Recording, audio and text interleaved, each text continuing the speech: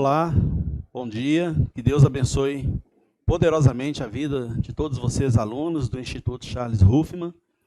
Também uma bênção especial a todos vocês que estão acompanhando, os nossos estudos do Instituto Charles Ruffman pelas redes sociais.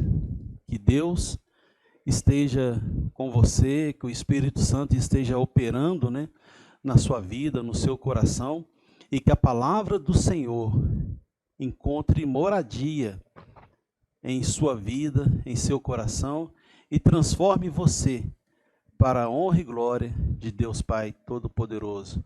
Desde já é um prazer para nós tê-los aqui conosco, e sempre gosto de falar que nós estamos aqui à disposição de vocês para tirar qualquer dúvida que vocês tiverem, ou se vocês quiserem conhecer de uma forma mais profunda algum assunto que nós aqui estudamos, também estamos à disposição, os presbíteros, os evangelistas, os professores, para poder ajudar vocês, que o intuito é esse, que cada um possa conhecer ricamente a vontade de Deus.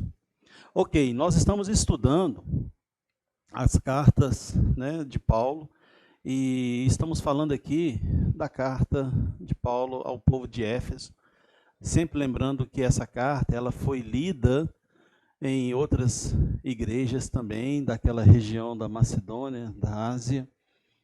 As igrejas foram abençoadas por essa carta, que é uma carta que trata de várias questões, de vários ensinamentos, que trata da vida dos irmãos. Porque quando nós chegamos à igreja, que nós somos lavados pelo sangue de Cristo, nós passamos pelas águas, ali, irmãos, o poder de Deus foi manifestado em Jesus, para que por meio de Jesus voltemos a ter a comunhão plena com o Pai Todo-Poderoso. E essa comunhão agora, a gente pode, por meio dos ensinamentos de Jesus, trabalhar aquilo que nós precisamos trabalhar. Porque nós passamos pelas águas, mas continuamos ainda presos nesse corpo físico, nesse corpo pecaminoso, e nós temos muitas lutas. Então, toda a Bíblia, o que foi registrado, o que foi gravado, o que foi deixado aqui para nós, é com esse intuito de nos aperfeiçoar, de nos moldar, de nos fazer ser parecidos com Cristo Jesus, tá ok? A aula anterior, nós no capítulo 4, nós falamos muito da questão da unidade da fé. E agora, no capítulo 5, Paulo vai falar algo extraordinário. Ele começa o capítulo 5 dizendo assim para os irmãos e para nós também: sedes, pois, imitadores de Deus, como filhos amados, e andai em amor, como também Cristo nos amou e se entregou a si mesmo por nós, como oferta e sacrifício a Deus, em aroma suave. Assim como os filhos imitam os pais, devemos também seguir o exemplo de Deus. Seu grande amor por nós levou-o a sacrificar-se para que pudéssemos viver nosso amor por nosso semelhante. Olha o desafio para nós: amar uns aos outros, assim como Deus nos amou. Nós devemos amar uns aos outros, assim como Deus nos amou. Não é fácil isso, mas nós vamos, com a ajuda da palavra do Senhor, do Espírito Santo, nós vamos conseguir desenvolver esse amor. Ou seja, imitadores de Deus. Aqui Paulo não está querendo que vocês sejam imitadores de homens. Não devemos motivar as pessoas a serem imitadores de homens, mas Paulo quer que nós sejamos imitadores de Deus. Aqui está se referindo ao seu amor, demonstrado na benignidade, compaixão, prontidão em perdoar. ser benigno, ter compaixão e ser pronto em perdoar. Seres imitadores de Deus nesse sentido. Não é ser Deus, mas é ser imitador de Deus na benignidade, ser benigno, fazer o bem, ter compaixão, irmãos. É o que Deus teve por nós e ter prontidão em perdoar. Olha o versículo 32 do capítulo 4. 32.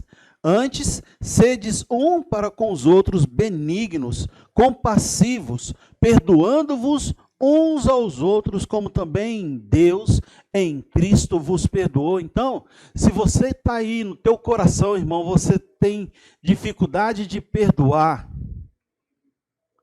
você está se espelhando em quem? Se você se espelhar em mim, se você se espelhar no teu pai, se você se espelhar na tua irmã, no teu irmão, você vai encontrar muitas razões, muitos motivos para você ter dificuldade de perdoar.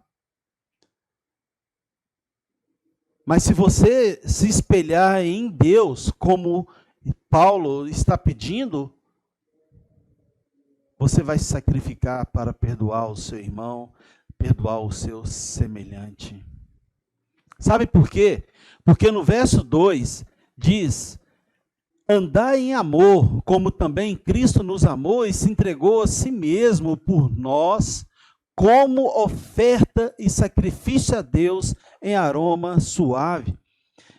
Benignidade, compaixão e prontidão em perdoar, o que Jesus manifestou por nós, e ele demonstrou esse amor e se entregou, ou seja, eu tenho que estar disposto a sacrificar por nós. Sacrifício, Jesus manifestou um sacrifício por nós. Então, se a luta é grande para perdoar o seu irmão, demonstra sacrifício em querer perdoar o teu irmão, em liberar o perdão pelo teu irmão. Se o sacrifício é grande para ser benigno, lute, sacrifica para desenvolver a benignidade. Se a luta é grande para ser compassivo, lute, sacrifica para demonstrar compaixão pelo teu irmão. Basicamente, esse capítulo 5, dos versículos 3 ao 20, Paulo faz uma série de exortações e conselhos para que os cristãos vivam automaticamente sua fé.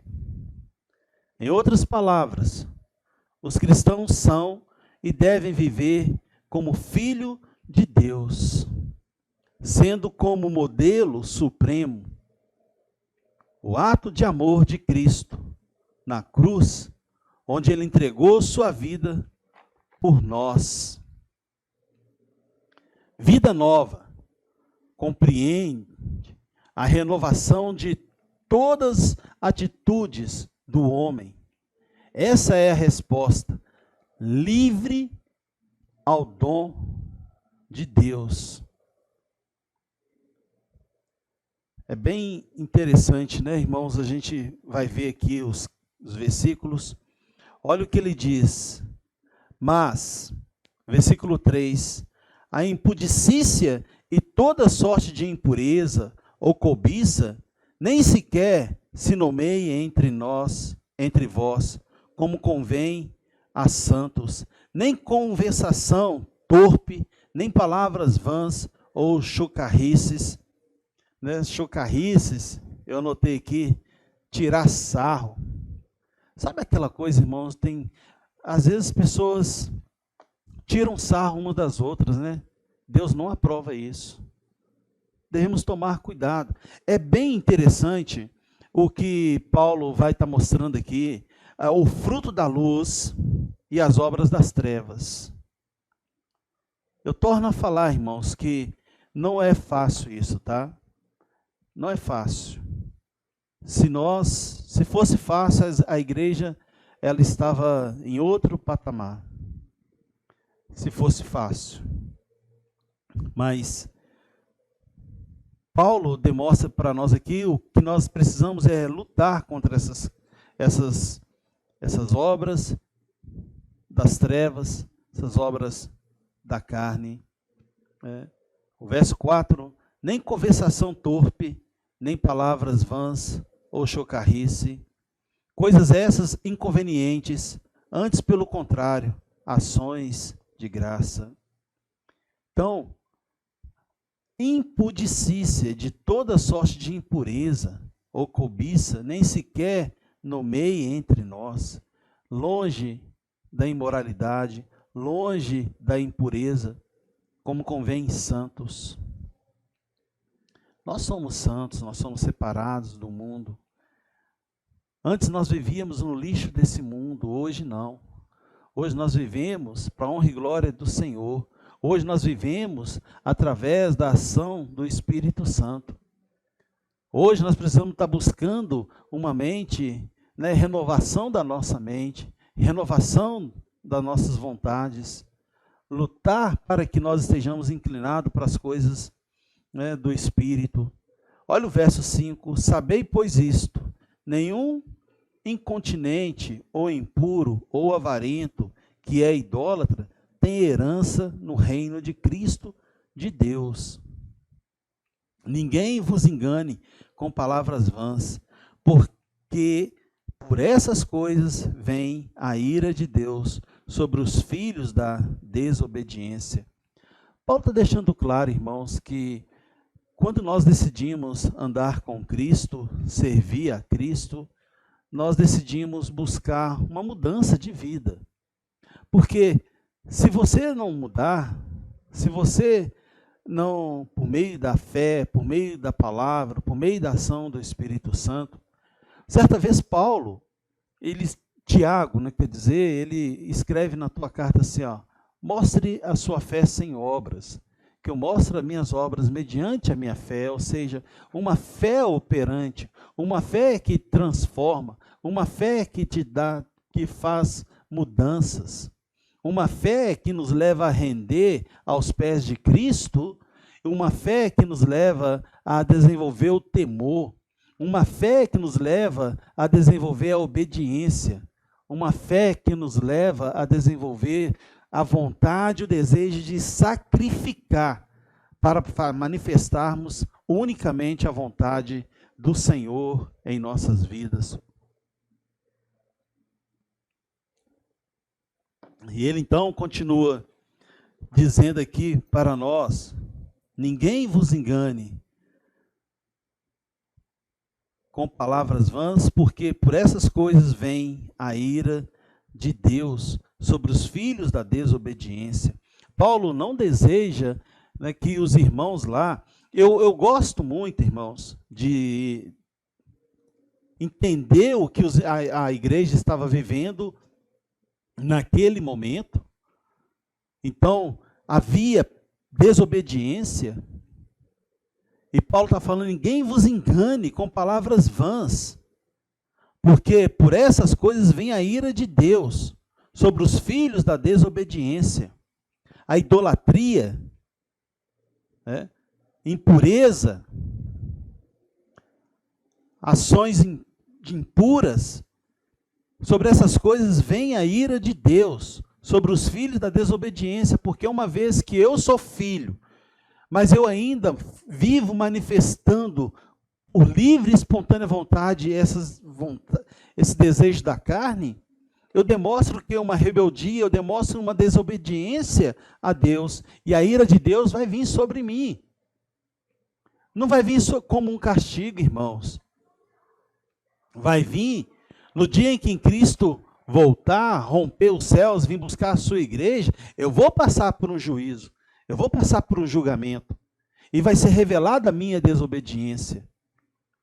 E isso pode custar caro para todos aqueles que decidem viver na desobediência. Então, essa exortação que Paulo continua fazendo, mediante a carta de Éfeso, ao povo de Éfeso e também daquela região, é para que as pessoas busquem a mudança.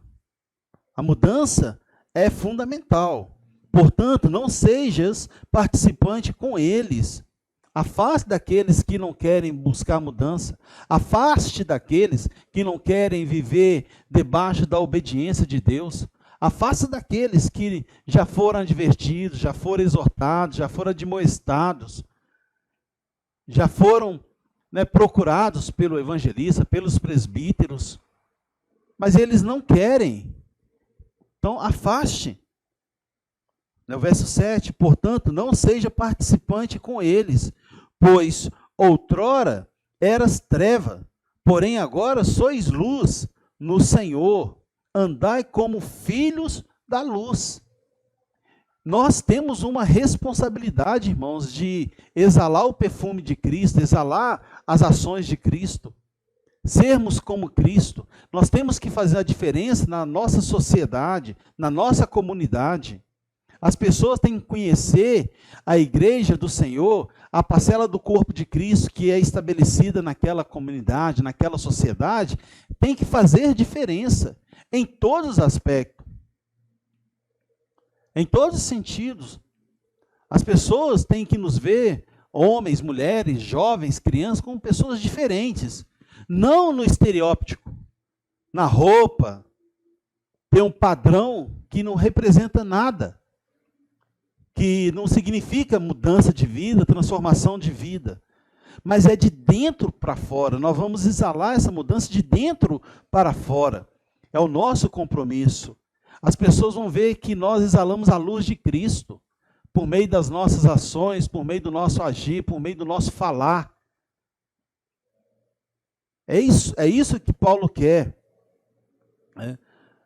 Antes nós andávamos nas trevas, agora nós somos luz, graças a Jesus Cristo. Olha o 9, porque o fruto da luz consiste em toda bondade, justiça e verdade. Fruto do Espírito Santo tem que ser algo vivo em nós. As práticas têm que ser claras, provando sempre o que é agradável ao Senhor, e não sejas cúmplice nas obras infrutíferas das trevas, antes, porém, reprovai-as. Fique atento nas obras que você está manifestando. Fique atento, irmãos, no domínio das suas vontades, das suas ações. Não permita que isso tome lugar mais alto dentro de você. Porque as vontades da carne, elas têm que cair por terra. E o que tem que ser exalado é a vontade do Espírito, a vontade de Deus, porque é essa que vai manifestar o fruto da bondade, da justiça e da verdade, provando sempre o que é agradável ao Senhor, e não sejas cúmplices nas obras infrutíferas. Aqueles que estão pastoreando a igreja, cuidando da igreja, tem que estar atento ao rebanho, para ver se o rebanho está realmente exalando obras, ações, atitudes do Espírito, ou se eles estão tendo obras que são infrutíferas. Verso 12, porque o que eles fazem em oculto, ou só referir é vergonha, mas todas as coisas, quando reprovadas pela luz, se tornam manifestas, porque tudo que se manifesta é luz. Pelo que diz: desperta, ó tu que dormes, levanta-te de entre os mortos, e Cristo te iluminará. Portanto, vede prudentemente como andais, não como necios, e sim como sábio. Você tem parado para pensar nas tuas ações? Você tem parado e perguntado a Deus: Senhor, como eu estou andando? Como estão sendo os meus passos?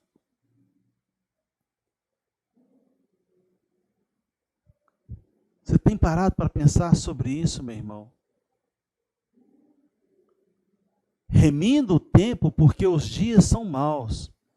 Por esta razão, Não vos torneis insensato, mas procurais compreender qual a vontade do Senhor.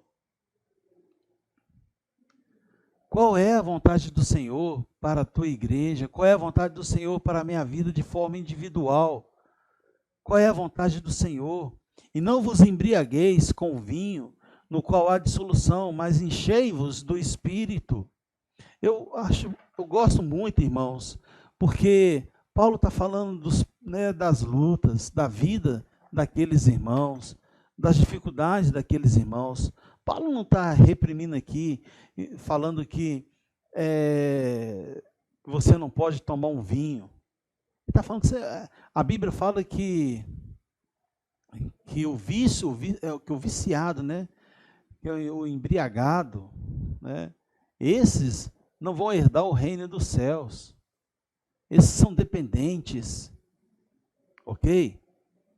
Mas Paulo está falando que muitas vezes você perde tempo com as coisas da carne, se enchendo com as coisas da carne, e ele fala assim, não embriagueis com o vinho, no qual há dissolução, mas enchei-vos do Espírito. Uma pessoa, para se embriagar, ela tem que beber bastante vinho. Mas Paulo fala, olha, ao invés de você se embriagar com um vinho que vai trazer dissolução, não vai representar nada para você, procure se embriagar, procure se encher com o Espírito Santo, falando entre vós com salmos, entoando e louvando de coração ao Senhor, com hinos e cânticos espirituais, dando sempre graças por tudo a nosso Deus e Pai, em nome do nosso Senhor Jesus Cristo, sujeitando-vos uns aos outros no temor de Cristo. A vida cristã não é uma vida fácil, irmão. Não é uma vida tranquila. É luta constante. Nós estamos aqui numa caminhada, numa jornada, que você vai ter luta constante. Você vai enfrentar diversos desafios. E você vai precisar do ombro, do braço amigo, do seu irmão, da ajuda da igreja. Você não vai conseguir sobreviver sozinho. Um cristão não consegue caminhar sozinho, porque a luta é grande. Ele precisa de todos, porque nós estamos inseridos num corpo, e todos os membros precisam um do outro. Tanto é que Paulo termina esse ponto, né, pedindo para que as pessoas, sujeitando-vos uns aos outros no temor de Cristo. Sujeitar.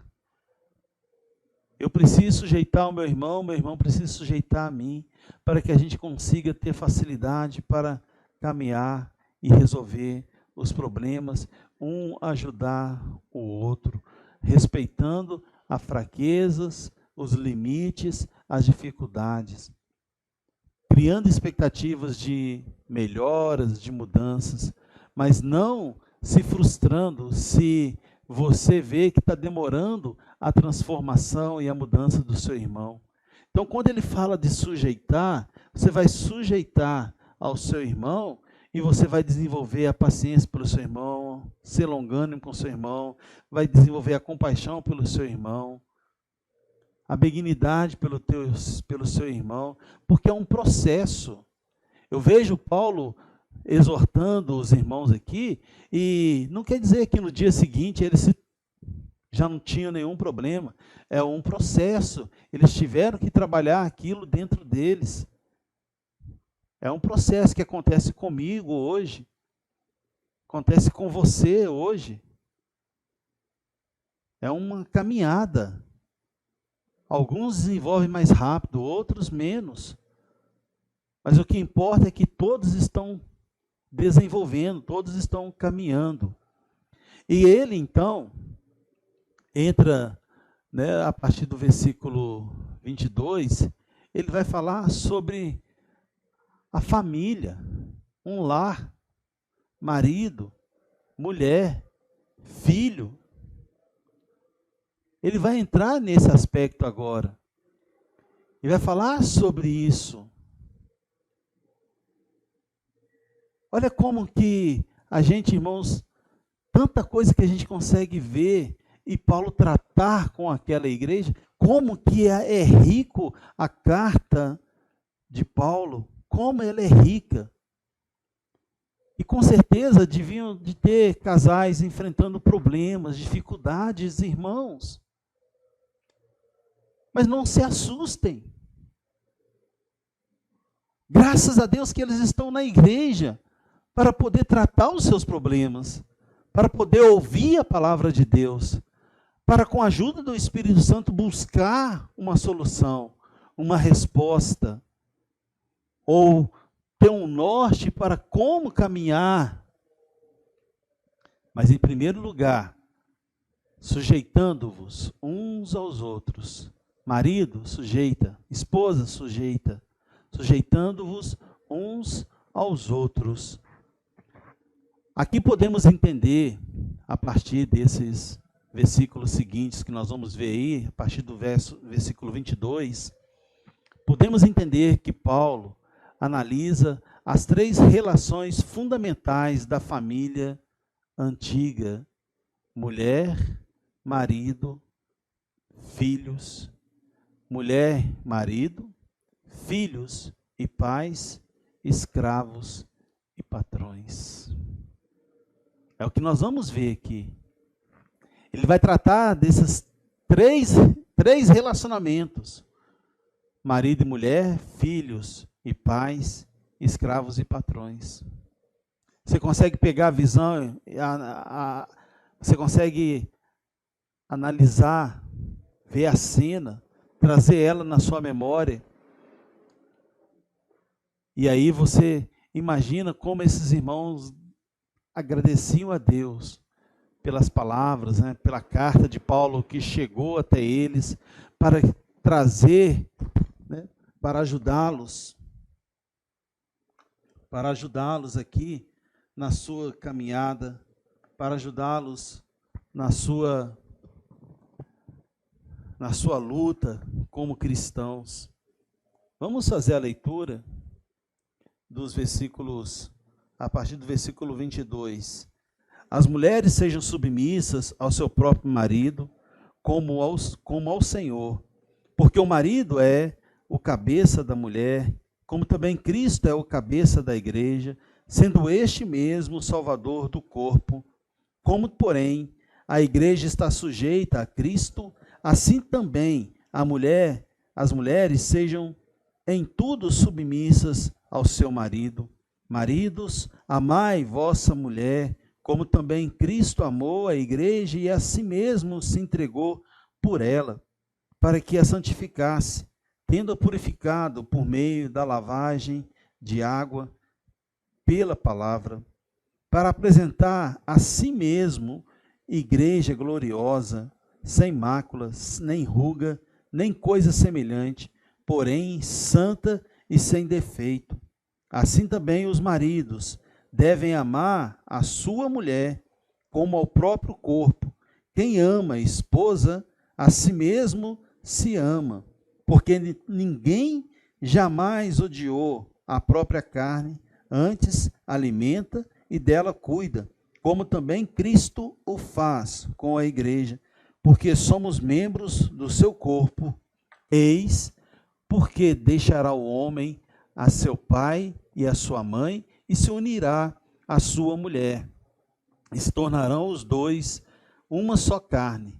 Grande é este mistério, mas eu me refiro a Cristo e à igreja. Não obstante vós, cada um de per si também, ame a própria esposa como a si mesmo, e a esposa respeite ao marido. Paulo usa, né, alguns exemplos para se referir à igreja, e, né, Cristo e a igreja. Então aqui vem algumas lições para nós. Esse texto é muito usado para se falar a respeito de casamento, de conduta de esposa com o marido, marido com a esposa, ok. Agora, era um problema que a igreja estava vivendo lá, irmãos. Maridos tendo problema com suas esposas. Marido e esposa tendo problema com seus filhos. Patrões tendo problema com seus escravos. E Paulo então vai tratar isso, vai trazer isso à luz, para que a gente possa aprender mulher, marido, filhos, pais, escravo, patrões. Não busca mudar o aspecto externo e jurídico dessas relações, mas quer que elas se renovem a partir de dentro para serem vividas com mentalidade novas, em coerência com tudo aquilo que se aprendeu e se recebeu de Cristo. Nós não devemos mudar o aspecto externo dessas relações.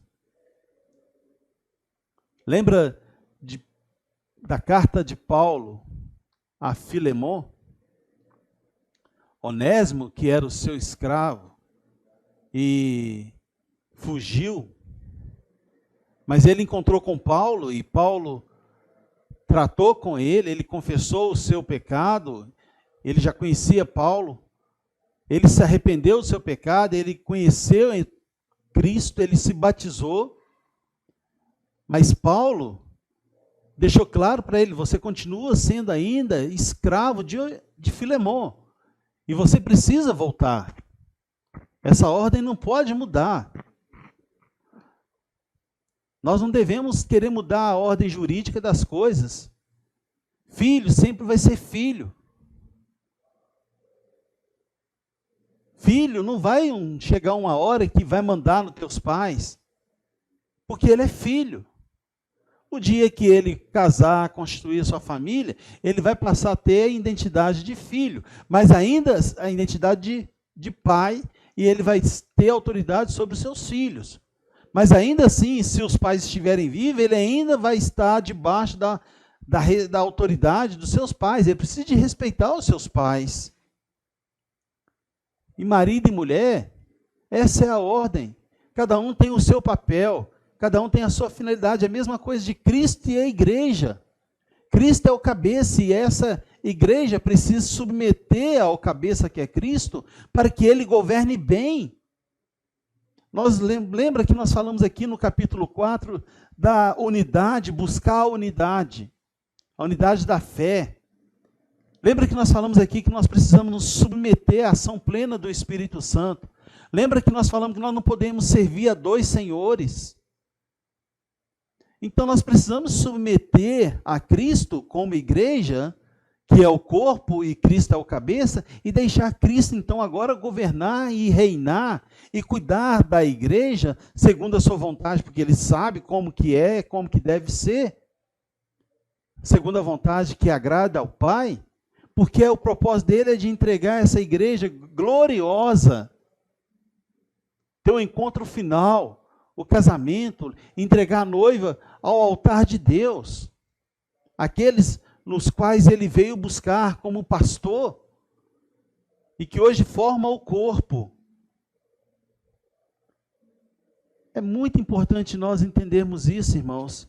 O versículo 21, como já falei, apresenta uma espécie de princípio fundamental que terá de ser aplicado nas três espécies de relacionamento: mulher, marido, filhos e pais, e escravo, patrões, de sujeição.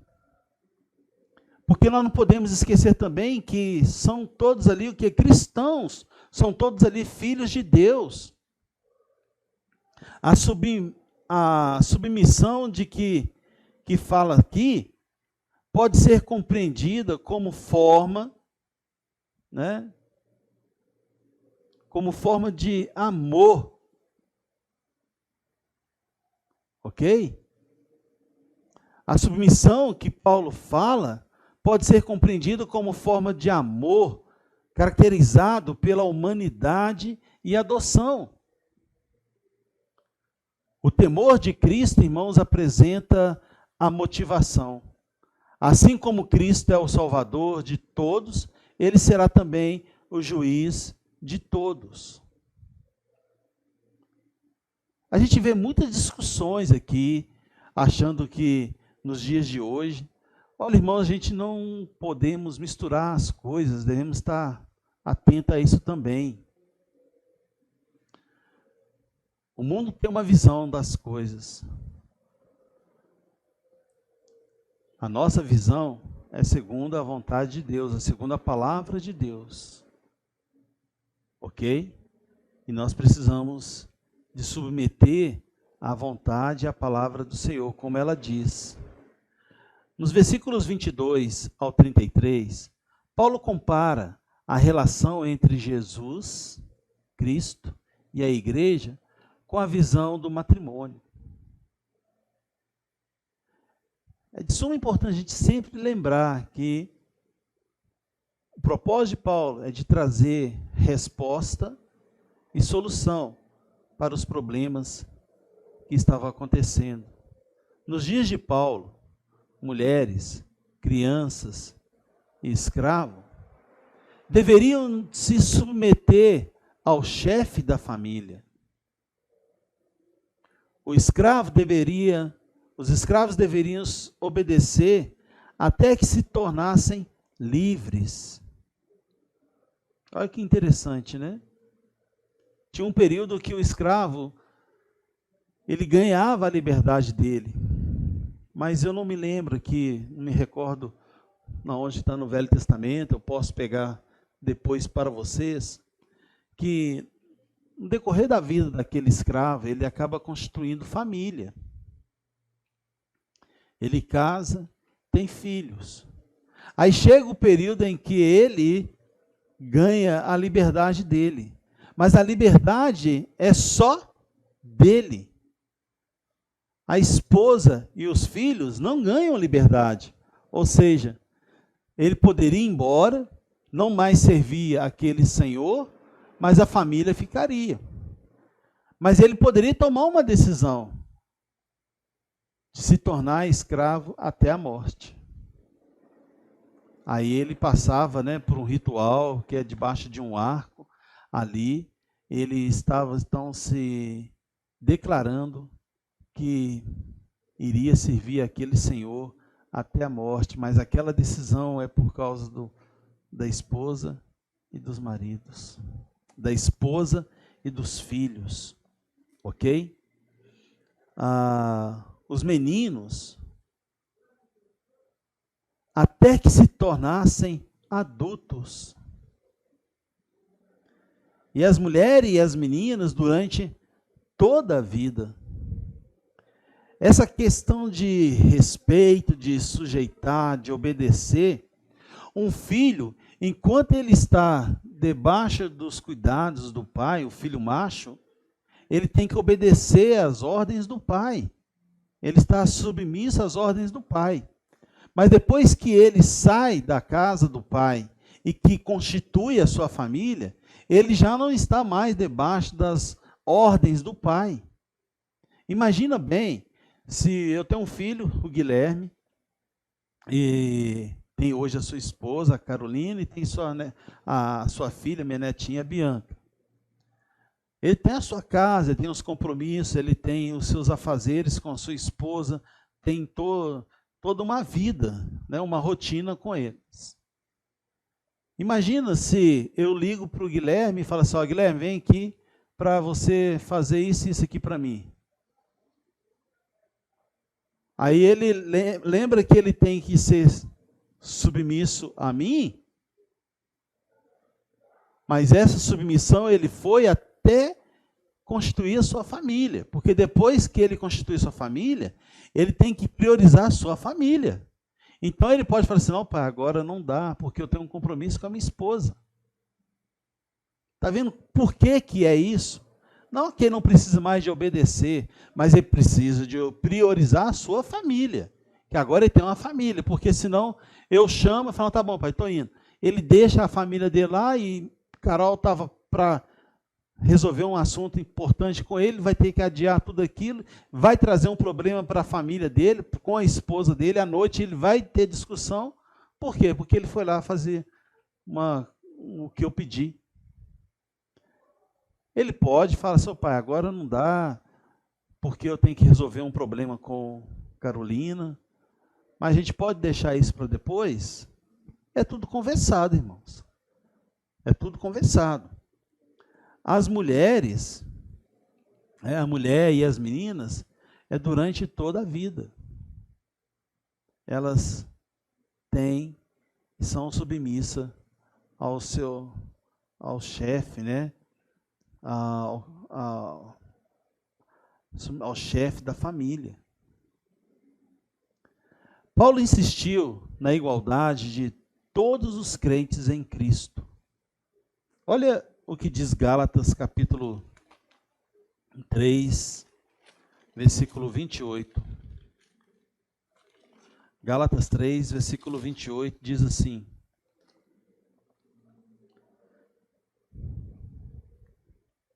desarte, não pode haver judeu, nem grego, nem escravo, nem liberto, nem homem, nem mulher, porque todos vós sois um em Cristo Jesus. Todos nós estamos em igualdade em Cristo Jesus. Mas lembre que essa organização, nós não podemos mudar essa ordem, esse aspecto aqui. Isso é para contribuir para o bom funcionamento da igreja, das famílias cristãs, para que possa dar um bom exemplo para as pessoas de fora. Aqui não está falando quem manda, quem decide, irmãos. Aqui está falando que todos têm as suas funções. O homem tem a sua função, o homem tem a sua responsabilidade. Veja bem, isso é muito importante. Todos nós estamos em igualdade na presença de Deus. Paulo não só sugeriu que deveríamos submeter, provocar uma destruição, uma ruína nos costumes, nas práticas, nos modos de viver. Nós não podemos provocar isso. Por isso que nós não podemos mudar essa ordem. Por isso que quando hoje a gente motiva muitas pessoas que querem falar de marido e mulher, tratar questões sobre casamento, alguma coisa assim, que eles comecem a ler a partir do versículo 21, sujeitando-vos uns aos outros. Isto que é importante, sujeitando-vos uns aos outros, para que não seja provocada uma destruição, uma ruína. Imagine famílias destruídas porque esposas não ouvem o marido, porque marido não ouve as suas esposas, não ama as suas esposas, filhos e não respeitam seus pais, porque se julga ter liberdade, que pode fazer o que quer. Tudo, irmãos, é com o intuito e o propósito de trazer benefício para a igreja, para o bom funcionamento da igreja, para ser luz e ser exemplo para as pessoas. Você não pode querer chegar num lugar e decidir resolver. Mudar a maneira de viver daquele povo de uma vez e provocar uma revolução. Veja bem. Lembram como eles começou um diálogo em Atenas? Paulo estava tratando problemas com aquele povo da Macedônia, da igreja da Macedônia. Então Paulo usa de grande sabedoria para falar com eles que, acima de tudo, sujeitam-se uns aos outros. No amor de Deus, respeito, para tratar qualquer assunto, qualquer área, qualquer classe. Paulo, quando chega na cidade de Atena, Paulo viu que aquele povo era um povo extremamente idólatra. E eles tinham uma parede com vários buracos, em cada buraco tinha um desenho, e ali era o Deus do sol, o Deus da lua, o Deus do mar, o Deus do céu, e tinha um buraco que estava vazio e que estava escrito ao Deus desconhecido. Paulo não mudou a cultura daquele povo.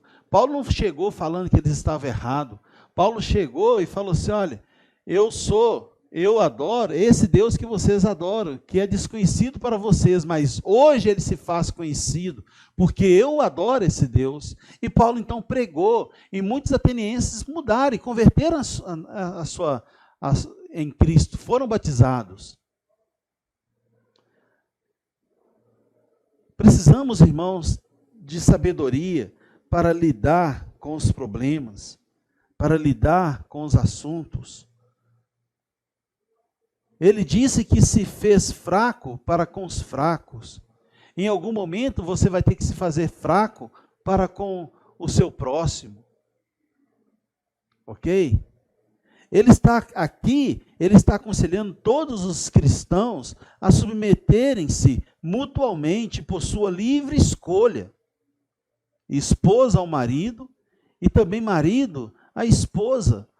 Se nós queremos uma boa convivência, um bom relacionamento, se nós queremos uma boa estrutura para anos, ambos vão ter que submeter um ao outro para conseguir tratar as questões, e cada um na sua responsabilidade.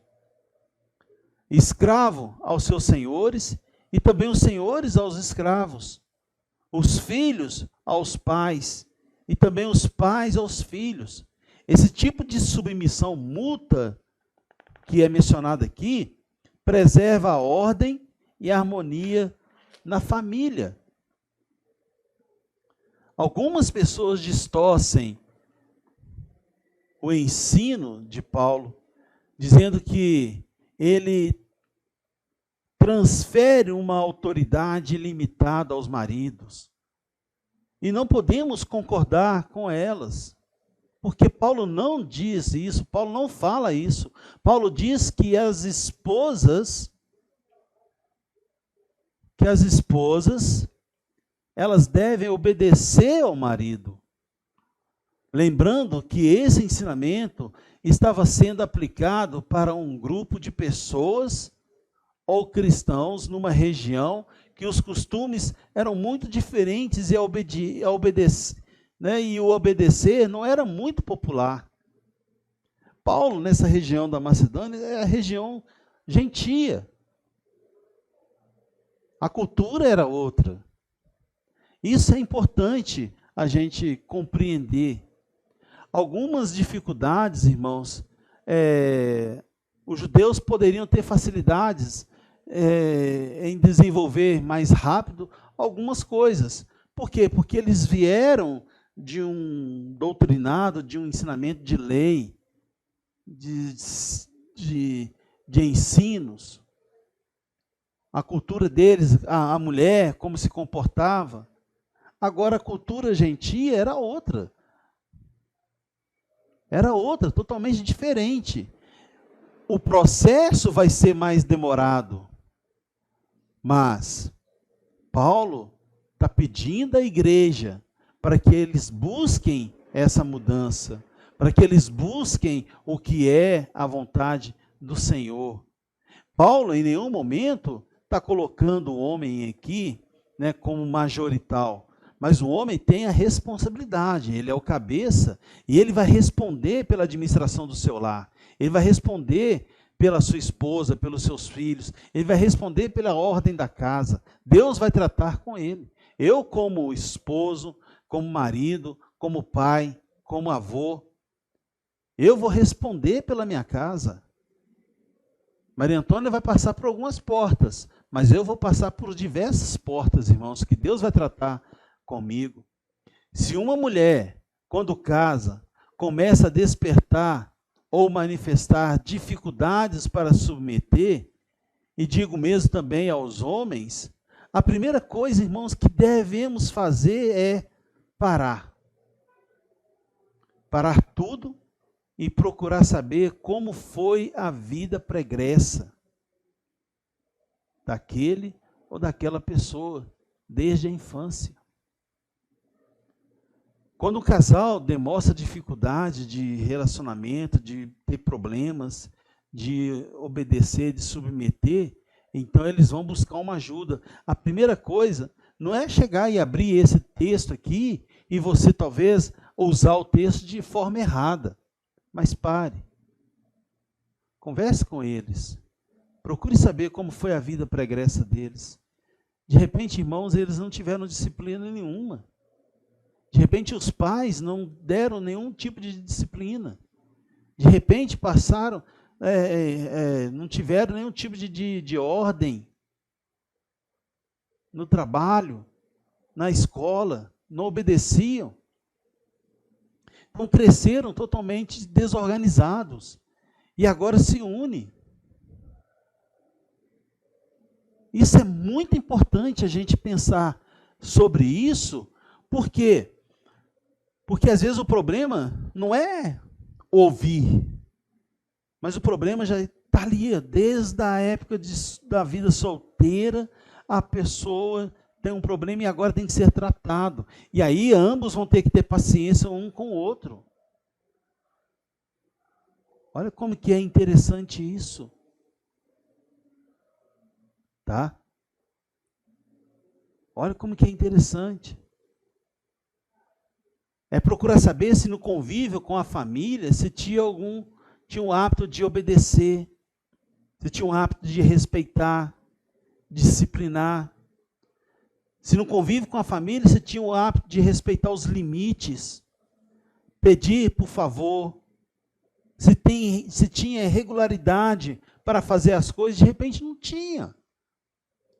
E isso também vai se aplicar aos filhos. Irmãos, não é algo assim, né, da noite para o dia. Tá? Dependendo como você foi criado, como a sua vida foi conduzida, quando você constituir a sua família, você vai manifestar isto. Você vai manifestar o que você é. E aí é um processo para curar, para trabalhar, para ensinar. Se você nunca teve limites, se você nunca aprendeu a pedir por favor, se você nunca teve regularidade para fazer as coisas, se identificam, né? Não se identifica a voz dos pais como, nunca identificou a voz dos pais como autoridade, como é na escola, com os professores, com os colegas, como foi o nível de diálogo em casa. Isso tudo reflete. E é por isso que Paulo está buscando aqui sempre o quê? A harmonia entre os irmãos, a harmonia entre a igreja. E agora, um problema é que as famílias estavam tendo problemas, marido com mulher, com os filhos, os patrões com os escravos, mas são cristãos. Aí ele pega o exemplo, né, que os maridos devem amar suas esposas como Cristo amou a igreja, que as esposas devem respeitar e obedecer seus maridos, como a igreja obedece a Cristo. Está entendendo? Ele está tratando um problema aqui.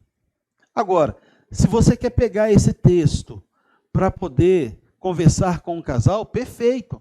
Mas tome cuidado para que você não ouve as partes, mas não toma aquele cuidado de saber como foi a vida pregressa daquela pessoa. Que de repente ela teve essas dificuldades, você pode chegar perto do marido e falar assim, olha meu irmão, vem cá. A sua esposa não é que ela não te ama, não é que ela não te obedece. Mas é porque ela teve uma infância, ela teve uma adolescência, ela teve uma vida solteira totalmente sem disciplina nenhuma. E hoje ela está encontrando dificuldade a mostrar essa disciplina. Então você vai precisar de ajuda. Nós vamos te ajudar. Esse é o papel da igreja. Ok? Olha o verso 25, irmão, que diz: maridos, amai vossa mulher, como também Cristo amou a igreja e a si mesmo se entregou por ela. Como o homem deve amar sua esposa, como Cristo amou a igreja. Como a igreja deve amar uns aos outros, como Cristo amou a igreja. Como um patrão deve amar o seu escravo, como Cristo amou a igreja. Como o escravo tem que amar o seu patrão, como Cristo amou a igreja. Paulo usa esse exemplo aqui para buscar um benefício à igreja. Nós falamos de unidade, de organização, e aquela igreja, dentro daquela região, todas as igrejas daquela região da Ásia, da Macedônia, eles viviam com esses problemas. Por isso que essa carta foi lida naquela região, porque diversos problemas tinha. E não basta só crer, arrepender e confessar e ser batizado. Não basta só ter a doutrina. Mas se essa doutrina não for viva, e ela é viva a partir da prática, a partir de um comportamento correto, de atitudes corretas, dentro dos lares, o marido com a sua esposa, a esposa com o seu marido, os filhos com os seus pais. É isso que Paulo está ensinando. Devemos sacrificar por ela. E nós, como cristãos, devemos sacrificar o bom comportamento da igreja, o bom desenvolvimento da igreja. Dar a maior importância ao seu bem-estar. O marido dá importância ao bem-estar da sua mulher. Nós devemos desejar o bem-estar, a boa harmonia da igreja. Cuidar dela como cuida do seu corpo. Como nós cuidamos de nós. Nenhuma esposa precisa temer submeter a um homem que trata dessa maneira. Se o homem que procura sacrificar dá importância e cuidar dela como cuida do seu corpo, ela não precisa ter medo em submeter a um homem que trata dessa maneira. É isso que Paulo está dizendo, irmãos. Ele pega esse exemplo, eu acho fantástico, da família, um problema que era problema vivente naquelas congregações, e Paulo, então, com a unção do Espírito, traz a luz desse entendimento, ok? Que Deus abençoe ricamente a sua vida. Que Deus abençoe poderosamente a sua vida. Se você desejar aprofundar mais sobre esse assunto, nós podemos falar tranquilamente, abordar tranquilamente, abrir alguns parênteses para a gente poder abordar mais. Outros irmãos podem falar. Se você desejar conhecer melhor essa parte, porque é bem usada para falar sobre família, para falar sobre casamento, a postura do homem, a postura da mulher, nós estamos abertos.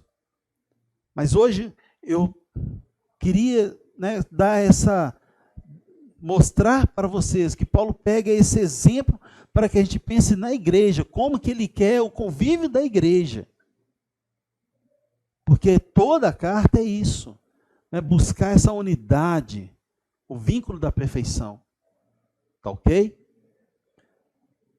Próxima aula, se Deus me permitir, o capítulo 6, ele continua falando ainda um pouco sobre a questão dos filhos, que tem a ver também com o que foi mencionado aqui no verso 5, no capítulo 5. Mas no capítulo 6 a gente vai abordar isso também.